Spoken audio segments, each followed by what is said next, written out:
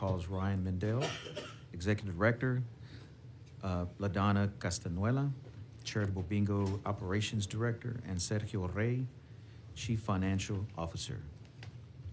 Thanks for being here. You have the floor.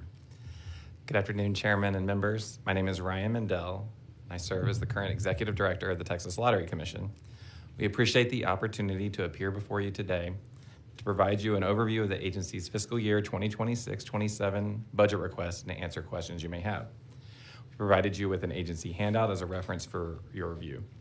Joining me today is Sergio Rey, our agency's Chief Financial Officer, who will provide you detailed information regarding our agency's budget request, and the agency's Charitable Bingo Operations Director, LaDonna Castanuela, to provide you with an update on charitable bingo in Texas. I do have some brief comments before I turn it over to LaDonna and Sergio. As Mr. McConnell so eloquently outlined, the agency is going through sunset review. We welcome the chance to review and improve our operations. The agency has already implemented numerous of the recommended sunset management actions and other changes to address the issues that I identified by Sunset Advisory Commission and staff. The agency has implemented board subcommittees to improve opportunities for commissioner engagement and the board's oversight of the agency's policy development functions. We've clarified the division of responsibilities policy to make clear that the board is responsible for significant policy decisions. We've updated our commission rules to close the gaps identified by Sunset staff. We've enhanced the practices around preventing minors from purchasing lottery tickets.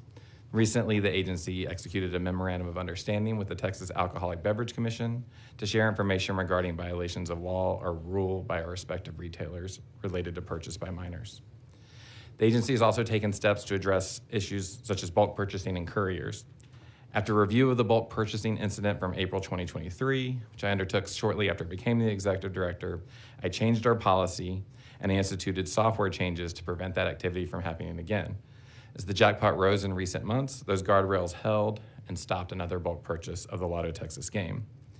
The agency also understands that unregulated courier activity is an important issue affecting the integrity, honesty, fairness of lottery games. And today, as Mr. McConnell mentioned, I issued a policy statement that unregulated lottery ticket couriers are not legal under Texas law, and the agency is undertaking appropriate steps to stop that activity from occurring. We look forward to working with the subcommittee throughout the appropriations process and appreciate your consideration of our request. This time, I'll turn it over to Charitable Bingo Operations Director, LaDonna Castanuela, to provide comments. Good afternoon, Chairman Wiley and members. I'm LaDonna Castanuela, Director of Charitable Bingo Operations, Texas Lottery Commission. I also appreciate the opportunity to appear today. The mission of Charitable Bingo in Texas is to provide authorized organizations the opportunity to raise funds for their charitable purposes through the lawful conduct of bingo and to promote and maintain the integrity of the charitable bingo industry in Texas. I would like to provide some brief highlights regarding revenue raised through charitable bingo. In calendar year 2023, adjusted gross receipts from the conduct of bingo were $203.3 million. Net proceeds for charitable organizations were $30.9 million, and net proceeds as a percentage of adjusted gross receipts were 15.21%, an increase over the previous calendar year. Charitable bingo also produces revenue for the state and for local jurisdictions through a 5% fee on bingo prizes. In fiscal year 2023, $15.8 million in prize fees were collected by the state, and $12.7 million was reported as remittances for cities and counties. To echo what Ryan said, we have been working with the Sunset Advisory Commission and staff regarding their decisions and recommendations. The decisions made by the Sunset Advisory Commission include several recommendations aimed at improving effectiveness, fairness, and efficiency of bingo regulation. Specific to the Charitable Bingo Division, the agency has taken action and implemented the Sunset Advisory Commission's management action item directing the agency, in consultation with the Department of Information Resources, to establish a plan prioritizing IT updates and eliminating paper-based processes in the Charitable Bingo Operations Division. Bingo staff salaries, recruitment and retention, along with critical and necessary technology improvements, were identified in the agency's strategic plan and legislative appropriations request, and are a focus and significant part of the agency's budget request. Before I turn it over to Sergio to provide the details, we believe the appropriations request related to the funding for the regulation of bingo will better position the agency and division to address some of the findings in the Sunset Report.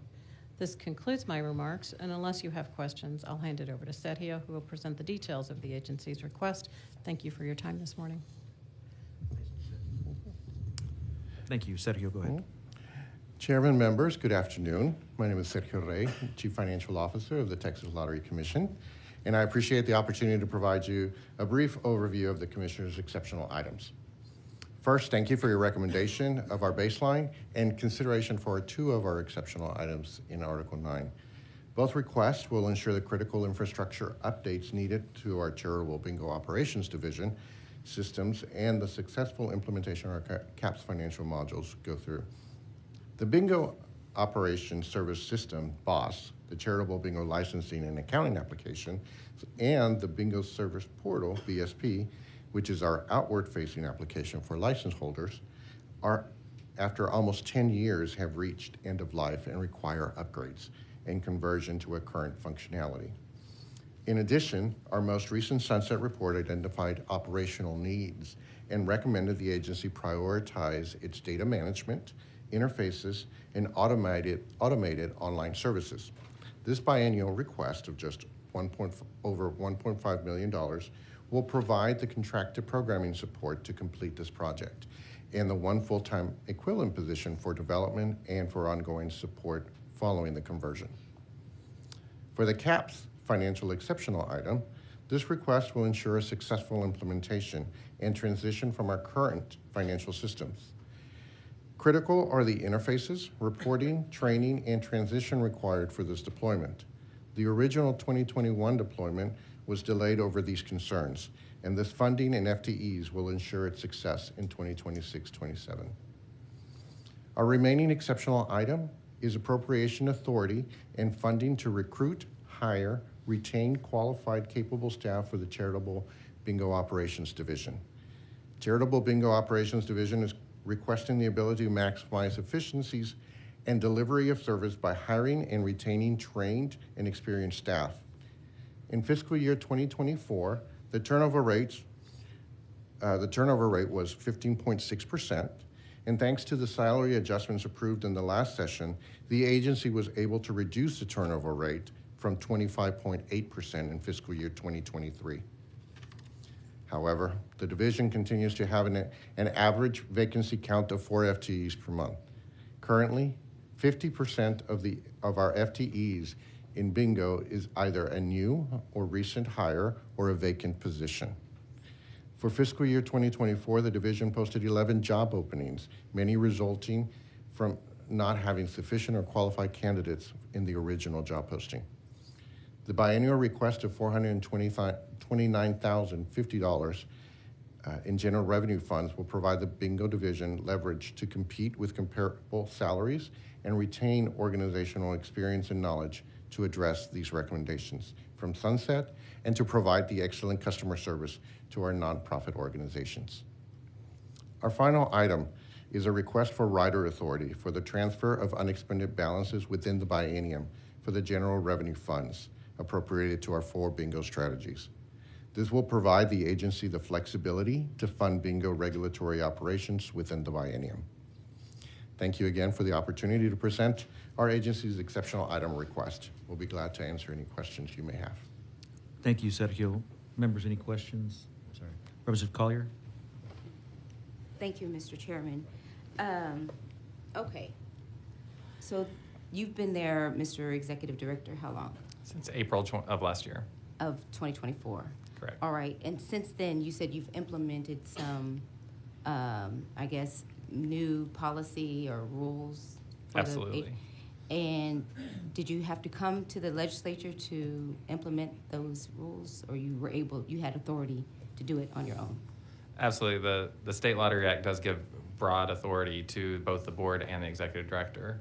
On the courier issue specifically, the direction from the board was to raise this issue for the legislature. And so that's why we worked with the Sunset Commission through both of their initial report and their second report. And then ultimately, we're going to try to be a partner with the legislature as they reviewed that issue. We provided proposals to ban and to regulate couriers. This become clear after a large jackpot win last week, and the kind of The second large jackpot. That's right. That's right. It's not the first, it's the second, same issue. Well, there's actually two slightly related. Okay. Sorry, if I ahead. may represent. Yes, There's please. two issues. One would be what we call bulk purchasing, and that's where someone comes into a retailer and they try to purchase all or substantially all of the numbers in a drawing, and that's what happened in April 2023. So we call that a bulk purchasing. That's an activity that's happening at lotteries across the country and across the world. They did not purchase those through the app. They purchased those in person at a series of retailers. Those retailers do have relationships with courier apps as well, so that's why I think there's been some conflation in this in some of the reporting. But that issue is separate, and that's why one of the first things I did was squarely within our authority. We went in and changed both how, for instance, lottery terminals are deployed to these retailers, and also some of the software on our lottery equipment that put what I would call as guardrails. It wouldn't necessarily be able to stop it completely, but I think they were pretty effective. And what we saw in this last jackpot run is, in fact, it did prevent that from happening again. Okay, so wait a minute. So are you saying for the first one, it was a pool of money that was collected, and these people, they went and purchased lottery tickets? That's exactly right. They're consortiums or large investors that have access to substantial amounts of capital, and they come into none of them had connection with the lottery before in that first one in 2023. That's correct. So it just was a fluke. I wouldn't say it's a fluke. Again, this Okay. activity has been consistent across the world and across many other lotteries in the country. It's happened in Oklahoma, in Maryland, in other states. We just found out that there was an incident by this group in Europe as well. So there's a number of these groups that are kind of monitoring lotteries across the world. When they believe it's advantageous for them, they come in and they try to purchase as many of the tickets of a particular game as possible. Well, how do they know where to go? It's just, how do they know which one to go to? Absolutely, and I can't testify to all of their means, but essentially they're looking at when they believe that the odds are going to be kind of more in their favor. So, for instance, in a draw game, if a jackpot reaches a certain level compared to the odds in the game, they believe that that's a more advantageous play for them. On a scratch ticket game, for instance, we saw this wouldn't happen in Texas because our print runs are larger, but in smaller states where the print runs are smaller, if there's only one or two remaining of the top prize, they'll come in and try to buy as many of those scratch tickets as possible in order to try to obtain that top prize. Sometimes they're successful, sometimes they're not. Yeah, but why would you go, how would you know to go to Houston versus Fort Worth? Representative, thank you. They certainly aren't looking at a location within the state. They're just trying to purchase as many of the Texas lottery in this case, or whatever state they're in. So they're not trying to purchase at a particular store. They're just trying to purchase by any means necessary. So, for instance, I've heard at other states, they're just going to the retail, down the road. They'll go to retailer after retailer after retailer trying to purchase as many tickets as possible. In the case in April 2023 in Texas, they worked with a number of retailers that were able to request and obtain a significant number of lottery terminals in advance of that drawing. So again, that's one of the things that I looked at right after I became executive director and said, we should not be deploying large number of terminals to these retailers just in anticipation of sales. So we stopped that process from occurring again. And what do you mean by large numbers? Like they would get 2 machines, I guess? Up to 15 or 16 in a couple of these retailers' cases. And like a storefront? It's, they're licensed lottery retailers. Mm-hmm. These were all 4 that they worked with in April 2023 were certainly non-traditional lottery retailers because they were working with these courier entities. Again, that's kind of the other related issue of couriers. But they were able to obtain a large number of terminals, and that's the process that we changed, that they would not obtain that many terminals again. And you didn't have to change the law to do that? Correct. Because I thought I heard you say that they have broad authority, the commission. Correct. And does the commission delegate some of that authority to you as the executive director? Representative, yes. There's also concomitant authority that the executive director has with the commission, and obviously they delegate on a day-to-day basis to me. And so based on that delegation, have you banned courier services for the lottery? Yes, ma'am. So we didn't have to change the law for that? Correct. So there are things that can be done based on the recommendation of Sunset or based on practices that don't require us to have to write a law to get you to do it. Is that right? Absolutely. And I would just add that it doesn't, as the legislature reviews this issue, that you may still want to pass a law. For instance, the Senate bill, and I believe it's also been introduced in the House, would criminalize this activity. That's clearly something that I can't do. What I can only do is take action against lottery retailers' licenses. That's what I'm proposing to do with the new policy. If, for instance, if the will was at the legislature to regulate that activity, that would obviously overrule what actions I've taken. Because the concern that I have is that the mission and goal of what the potential that the lottery revenue can do for the state of Texas with our education system and nonprofits, it's positive, but this is a negative light on this process, and that could be money that we could lose if this is not reined in. I mean, we've got to get a hold of this, and we expect our agencies and boards to, follow the law and do what's best without having to be told everything. I would think that would, don't let them steal, don't commit fraud. This is just basic stuff.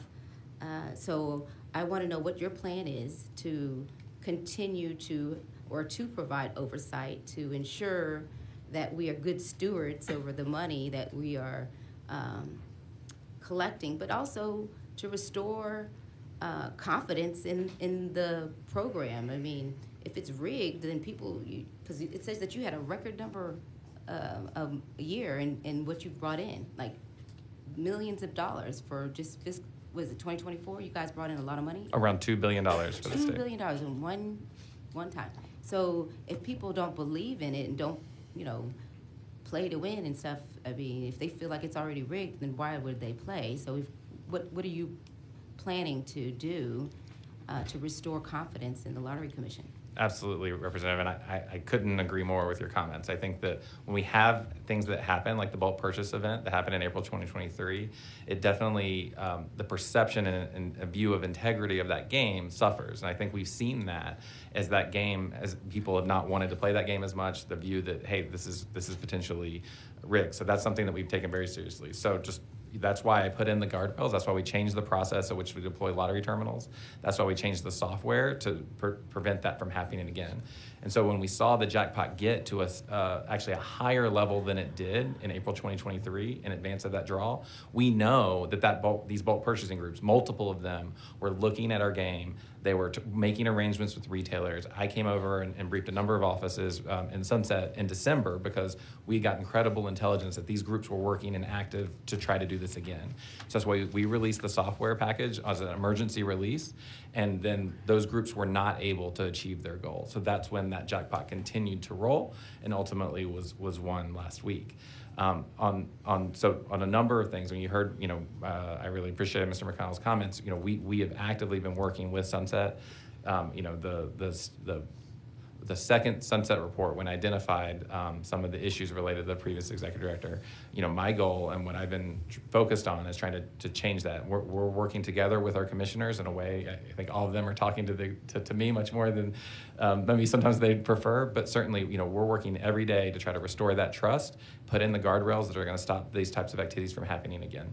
So the retail where you could purchase the lottery, you've done a review of those, I guess, sellers,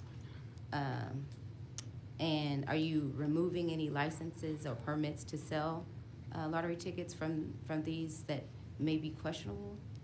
Are you talking now about, I just want to make sure I understand the question. Are you talking about the courier services of No, retailers? where they sell, because you said they got together with the retailer. Correct. So that gives me the impression that the retailer is in on it, because they get a percentage, don't they? Absolutely, 5% of sales.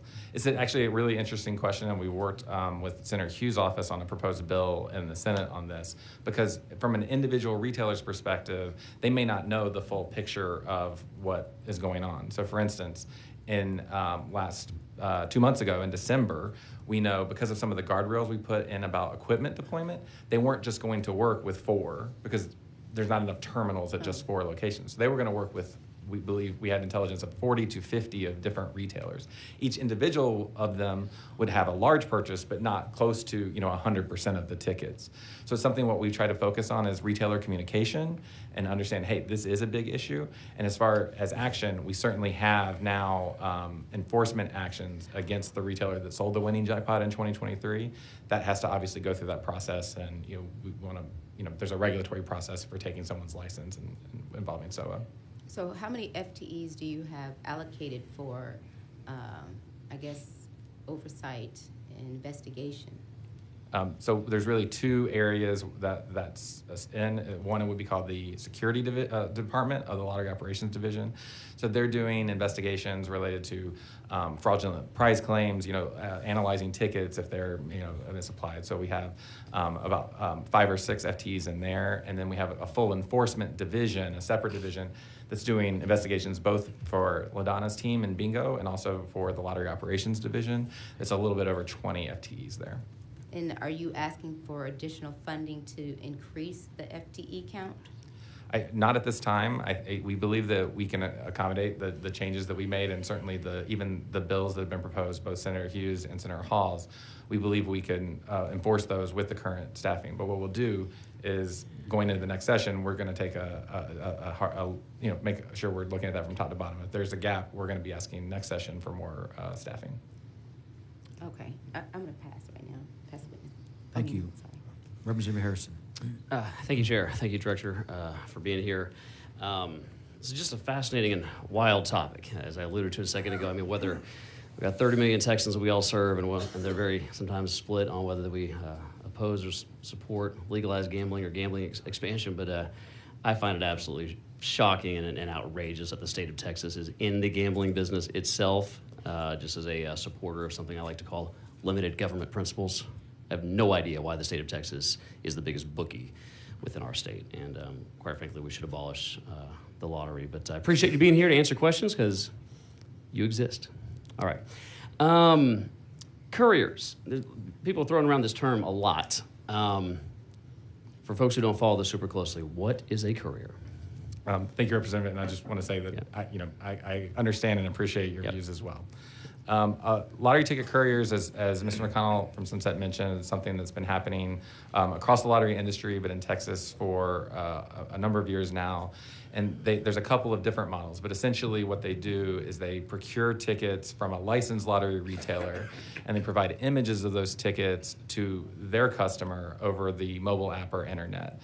So if a courier customer was at home, they would say, I would like to play a lottery game. They order the ticket.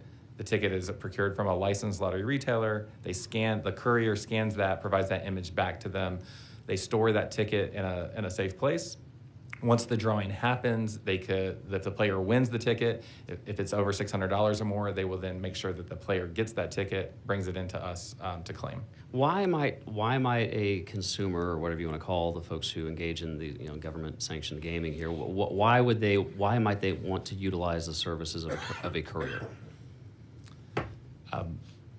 Again, I've been more focused on the potential harms, but I would imagine that from a convenience perspective of not having to go into the physical location, and having someone do that on your behalf. There's got to be demand, right? Otherwise, these things wouldn't be making money. All right, and so you would speculate, for a convenience perspective, they might see value in paying for convenience. Why would it be more convenient to use a courier instead of just buying from a retailer?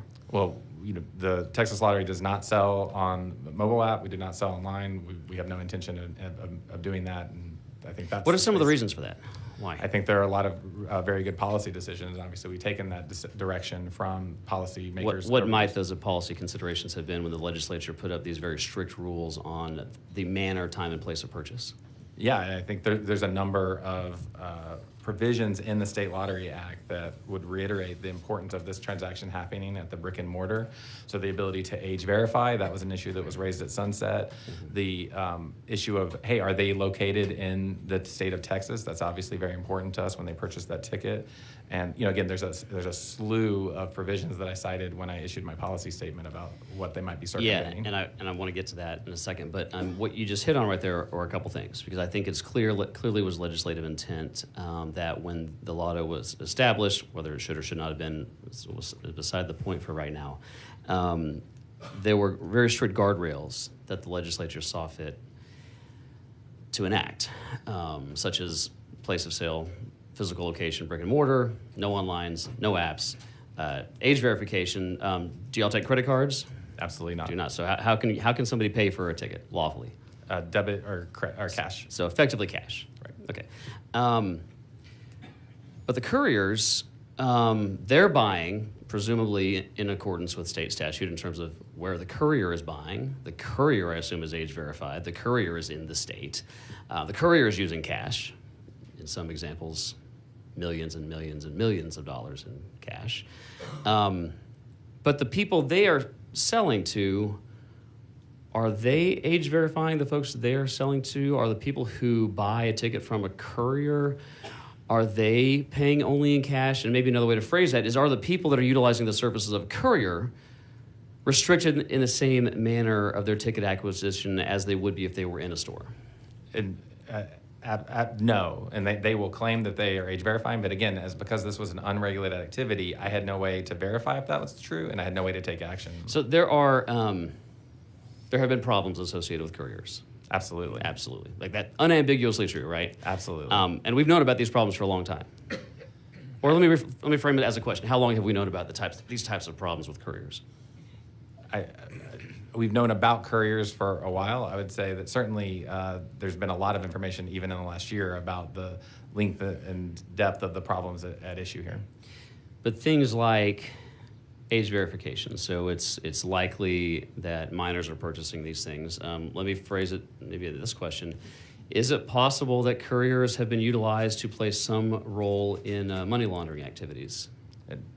It's absolutely, I do not have any evidence one way or the other, but it's absolutely a possibility. Probably a strong possibility in light of some of the recent bulk purchasing things that you have alluded to in recent testimony. And certainly that's one of the pieces I'm sure you saw at Senate Finance and Yep. why we moved Yeah, with the policy I forward. think multiple of the commissioners, the appointed commissioners, basically said, yeah, this stuff is, I don't remember their exact words, but it looks like money laundering, or at least would be consistent with money laundering activities. Is that roughly what they testified? That's exactly right. Okay. And again, that's why we developed the policy that we Yeah, announced. so, and I'm going to get to the policy next, but just a clarifying question because of your opening testimony here, I scribbled down a note. I also, I'm not sure I heard it right when you were in front of Senate Finance, but I know because one of these issues came about because supposedly a convenience store, supposedly a retail establishment, even though they weren't, best we know, selling very much, they had a large number of your terminals. And you said one of the things that you had done to combat that was, I think your word was, you had a previously existing procedure that was more, your word I think was rote, if I remember correctly, that like, okay, if somebody submitted an approval or request, it was approved, boom. You have now heightened that. I think you said it has to come to you for terminal numbers like that. And you said something else you were contemplating was restricting the number of sales at an individual terminal. Was that the software update you just referenced in your testimony here? Correct, Representative. So that wasn't something you just contemplated. You did do that. Correct. So are they actually restricted? And if so, what's the limit at any individual terminal that was now a lower number than what it would have been before your software update? And Representative, we deployed that in December. I'm happy to answer your question, and I do want to note that with the bulk purchase activity, the more that they know about the information related to the safeguard, the easier that is for them to circumvent. So, for just the integrity and security, I'm happy to share that with you. Okay, maybe we can offline on that, but Thank the you. way you phrased it in Senate Finance, again, my memory is not perfect, but it was something to the effect of one of the things you had explored or considered. But you're saying you did actually roll out. Correct. Okay. Well, then I'll follow up with you offline, and I recognize the potentially sensitive nature of those details. Okay. On to the action.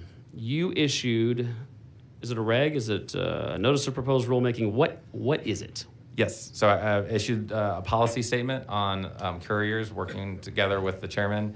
And also at the same time this morning, we also filed a notice for a meeting a week from tomorrow where we will propose to the board a rule to take action against the license of anyone working with a courier. And forgive me that I haven't had the chance to read it yet. I think this is very, very breaking news, right? This just happened. Okay, correct. So it's a policy statement, not an actual regulation that was promulgated. Is that correct? That's correct. The rule will be proposed next Tuesday, Okay. a week from tomorrow. So you would expect in very short order rulemaking coming out of your agency on this issue of couriers. That's my hope and expectation. Okay. Not to be overly pedantic about this, but what will the rule do? What will the rule do, assuming it is promulgated? What will it do, and why did you do it? The rule will give us, it will add a definition under prohibited sales that working with a licensed lottery retailer that works with a courier, that's prohibited explicitly rather than relying on the kind of indirect means of the other provisions of the rule.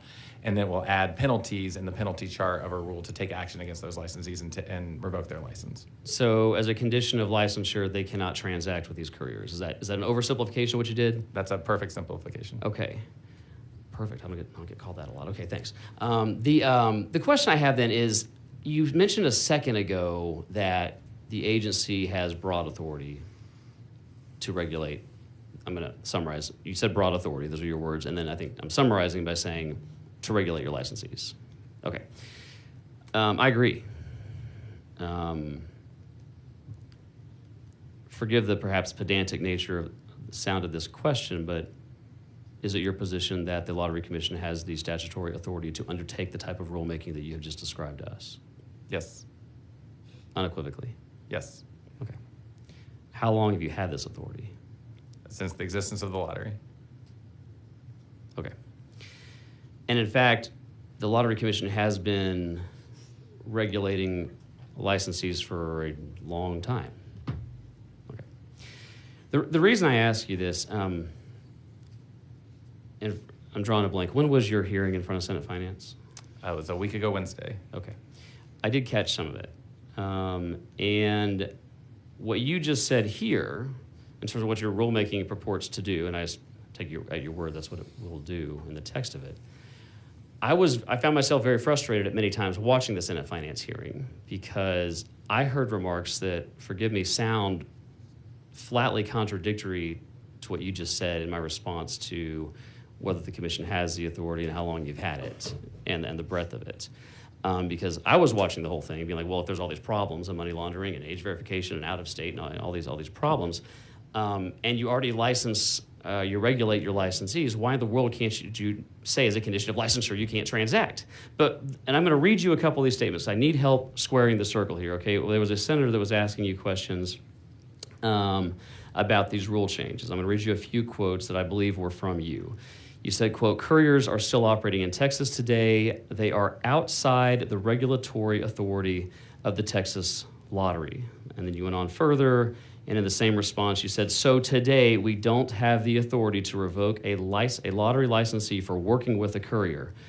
You were asked another question. So you considered banning this. Why didn't you just stop that as an option? Your response, quote, our authority exists only over the licensed lottery retailer, and so we don't have the authority over the courier entity. You were asked, could you do things regulatorily to curtail the courier? Your response, quote, well, Senator, I would not say that the rule changes were made to curtail them. What we want to make clear is that we are neutral on this issue. We are not facilitating or banning this activity because that's not in the statutory authority we have today. Help me. Absolutely. How was it your unambiguously clear, spoken with like dogmatic certainty, that you did not in fact have regulatory authority given to you by the legislature to promulgate regulations sufficient to curtail this, what I think everybody knows is a highly problematic workaround around statutory safeguards. But now in front of me today, you're telling me you've issued a policy statement, a reg's forthcoming, and that you have the authority, you have broad authority, and you've had this authority since the inception of the commission. Please help me understand how what you said to the Senate is consistent with your testimony today. Absolutely, and I really appreciate the opportunity to talk about this, and I'm sure this is going to be a topic at this afternoon in the Senate as well. And so I want to give a little bit of context of how we got to where we were. Obviously, in last session, there was a bill proposed to ban couriers. It passed the Senate. It did not pass the House. There was ultimately a rider in the budget bill, the bill that you're hearing today, that gave us authority to shut down couriers. Ultimately, there was a signing statement issued that was improper to be in a budget bill, and it was general law, and it should not have been in the budget bill. After last session, the board examined the issue and said, hey, we know we're coming into sunset. let's work with Sunset. So the focus of the agency when I became executive director last April was raising this issue for Sunset. We did not want to presuppose if there were different opinions about this in the legislature, we did not want to get ahead of that issue. We worked with Sunset, and I think you heard, we were very responsive, and we over 2 reviews as they analyzed this issue. So going into Senate Finance, we had been trying to be a partner for the legislature, providing a proposal both to ban this and to regulate this. And we had been a partner with Sunset in providing them information as they reviewed this issue.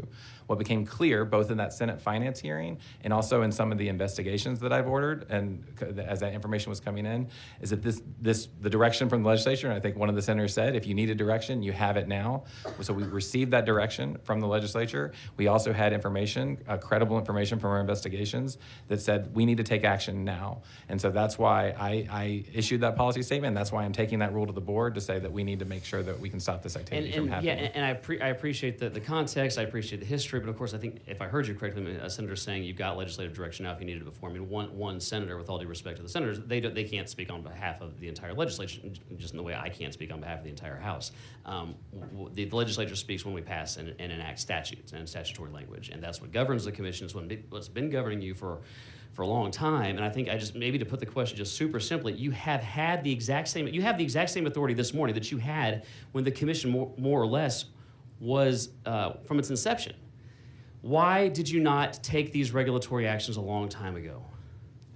I could only point back to the context of where we were about the discussion that was in last session and then the developments and the investigations of the last 2 weeks.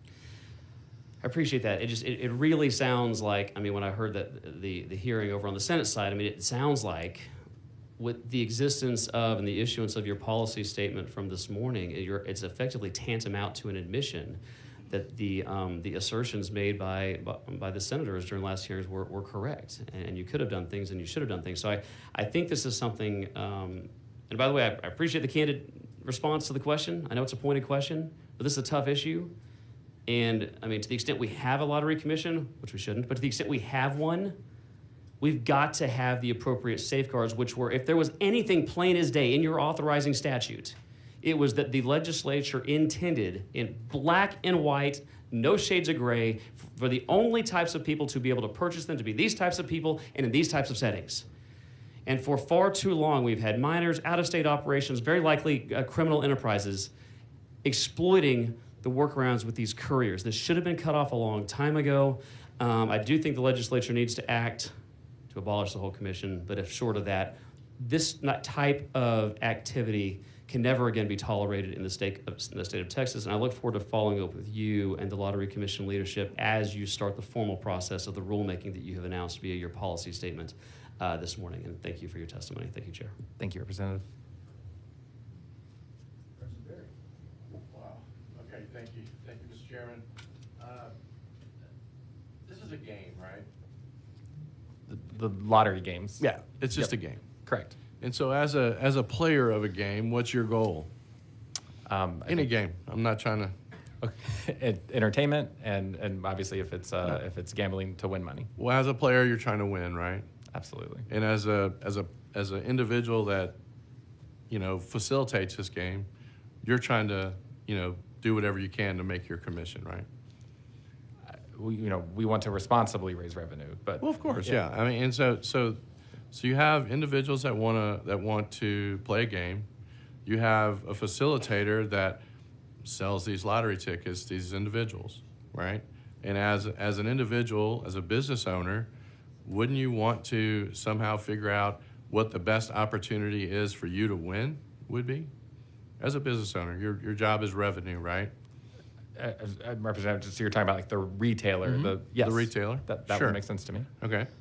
And then as a player, you want to figure out what the best odds of you winning are, right? Because look, this is a game of strategy, to be honest with you. You either have the money to buy every number and guarantee that you're going to win every time, or, it's strategy. You pick certain numbers that you feel are going to win and so on and so forth. So I guess, these games are matters of statistics and just laws of numbers, pure and simple. So you talked earlier about whether that you guys talked about banning versus regulating. And then when you start talking about regulating, you said that, There were, some actors out there that had ill intention, right? Could be money laundering, could be a lot of other things. Do we have any proof of those things? No, sir. No, it's just speculation, right? So, I mean, and I'm fine with that because I can see where the way the game is constructed today, that could possibly happen. And I'm not a big fan of that, to be honest with you. So why, when you talked about regulation versus banning, did y'all choose to just ban versus saying that you could buy a maximum of 100 tickets at the most? I don't play the games. I don't really know what the rules are, but why is that?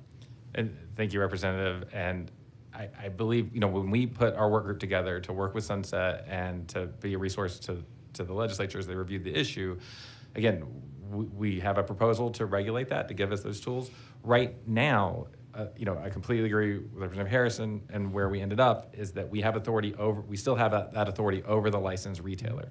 But I do not have that authority over the downstream, the courier entity. So if there was a bill passed to regulate both the courier, then we could do a regulatory scheme. But I don't have, our authority is still over the licensed retailer, and that's why we're taking the actions we did. So our concerns are, in regulation, age, right? Because there is a minimum age, right?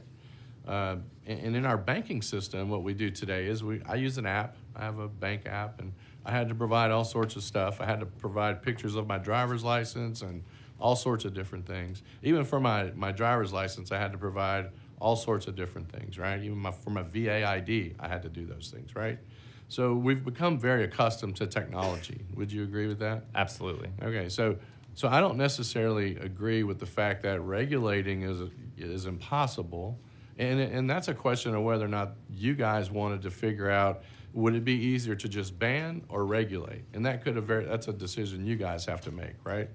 And so if y'all make a decision on banning versus regulating, that's purely your deal. So tell me a little bit more about some of the other regulatory issues or hurdles you discussed during that process. Yeah, absolutely. In our proposal to regulate that we provided to Sunset and to our oversight committees, again, you have the laundry list of potential harms, right? So the idea that someone is not of age, that they're not in Texas, that they're purchasing on credit, that they're certainly that you have the person that you think you have on the other end of a digital transaction, right? There's a number of mechanisms that we would want to go in, and we really spent some time looking at the other states that have regulated this. So this is a regulated activity in New York, New Jersey, and Arkansas. So we met with some of those state lotteries. We also, I know Sunset met with them. And I think if you look in the second half of the Sunset supplemental report, you'll see a comparison of our proposed regulatory scheme compared to those states. And I think it compares very favorably. I think, again, if it was the will of this body to regulate and give us the authority over the courier entity, we would have no problems doing that. What percentage of your revenue comes from couriers today? I want to represent, the number that's been estimated is 2%, but I want to talk briefly about where that number comes from, because when there's a lottery retailer, I don't know what part of their sales comes from their relationship with the courier versus what comes in from the front door. So you can imagine there was a retailer that last week that was shown to probably not have a lot of traffic through the front door. There's another retailer that works with couriers in Round Rock that actually does do a lot of business. They were a top retailer before they worked with couriers. So what I believe that number comes from an estimate related to the total amount of sales from the retailers we've identified from couriers, but I don't have any reason to doubt that number. So I would say it's a pretty insignificant amount. Absolutely insignificant. So 2% is not much, right? Correct. So if I had to guess, it's more of a concern of ROI on the investment of building in all the potential regulatory hurdles that you may run into, right?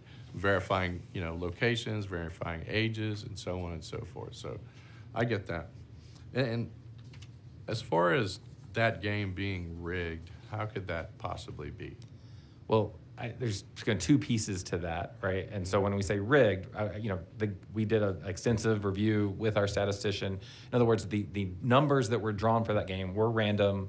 There was no rigging on our side. What happened is a consortium came in and worked with a set of retailers and bought 99.3% of all the numbers in that game.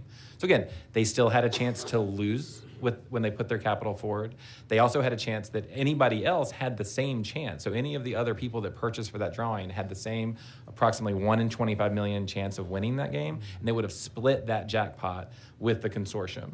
And so, again, these are sophisticated entities that are looking at lotteries around the world, and that's what they were able to achieve in that drawing. But there were others that still had the opportunity to win.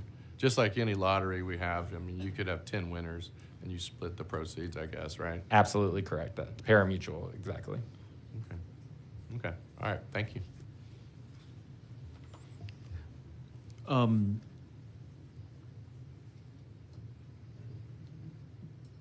Your budget obviously anticipates, I think LBP did a good job of just giving us a general overview. I know that you said $660 million. I'm trying to understand that. And then $8 billion in sales.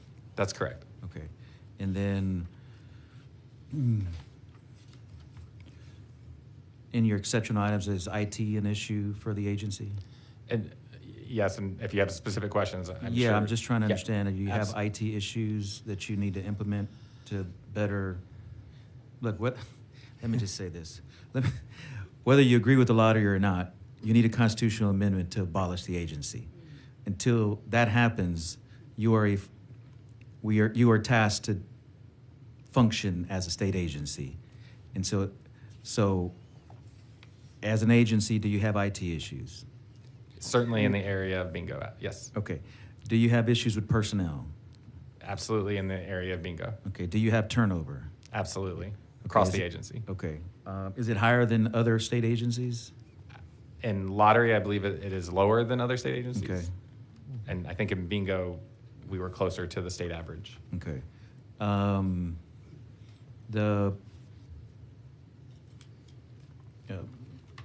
You're tasked to do a very specific type of role, and as mentioned earlier, you're using your discretionary role to implement new rules next week, correct?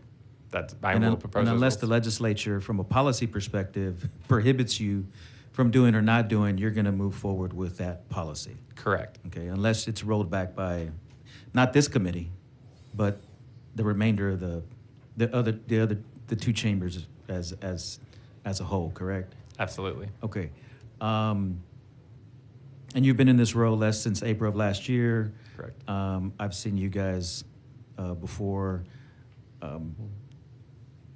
Are there any exceptional items that you are looking to be included in the base bill that you would want this committee and the public to know so that you can function as a state agency? Because what's happened with other state agencies is we beat them up for one session, we provide them resources, they seem to do better, but unless it like hits the public, then there's really not a big issue. But since y'all are under the microscope based upon actions of outside actors,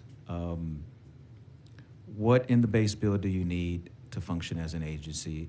If you had the best 2 or 3 top points, and I mean, I have your recommendation. I mean, we have your LAR, we have exceptional items, but what can you educate this committee on to get you the resources you need? Yeah. Sergio Rey, Chief Financial Officer.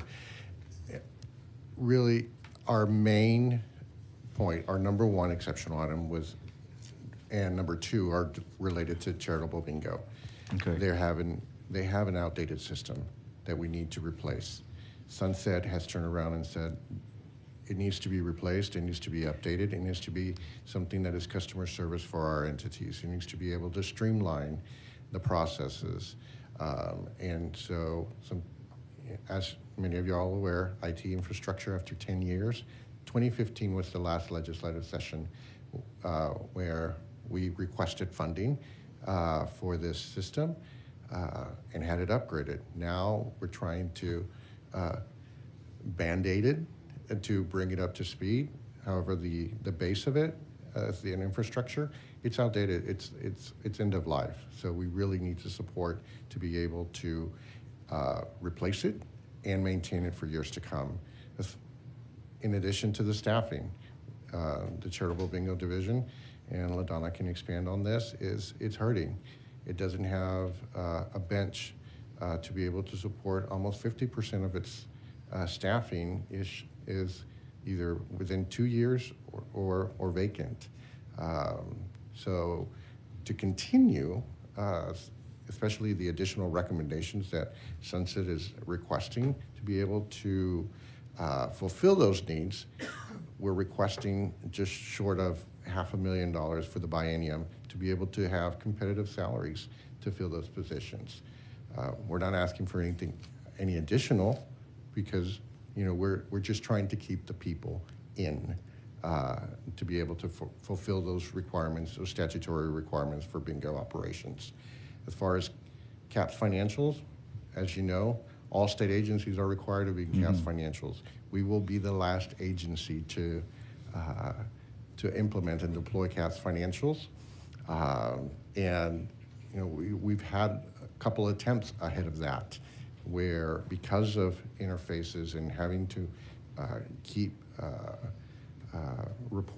timely reporting and efficiencies between our current gaming systems and other systems, financial systems within our agency, we were not able to make that deployment on time, and so we were rescheduled. So this is our effort to make sure that we have the staffing to be in IT and in basically the back offices, financial offices, to be able to get this deployment completed and running for years to come. And then I guess lastly, the IT and the technology upgrades, would that help your investigations component in trying to weed out bad actors? I'm not an IT person, but I'm assuming having better technology and then investigations, getting people online, you can pinpoint where some problems are using. Absolutely, and our enforcement division supports both bingo and lottery. So the fact that if the system can be better and more efficient for when they're working on bingo cases, that's going to help the entire agency. Okay. Members, any other questions? Thank you. Right. Oh, sorry. Representative Harrison. Thank you. Just to pick up on something you said a second ago, one of the exemplary item requests was for salaries. Yes, sir. What's the salary range from the bottom of folks that work in your agency all the way up to the top? This request is specific for bingo. Okay. For bingo. Well, you got me thinking about salaries, so let's just go broader. Lottery commission, what's the salary range? Lowest paid staff to the highest? I would have to provide that information. You're Just looking about what kind of ballpark? you're looking our customer service representative somewhere in the neighborhood of $45,000 to $48,000 per year, up to our executive director, which is 225. yeah. Again, this is all public information here. Yes. So Absolutely. appreciate it. Yes. Congratulations to your government employee. Taxpayers pay your salary. They get to know what you make. I've been there myself. Yep. So 225. How many people would you guess, or the best estimate you could provide to me, make between 155,000 and 225,000, roughly? in our agency. Yeah. 150. Less than 10. Okay. But there may be 10 people gambling,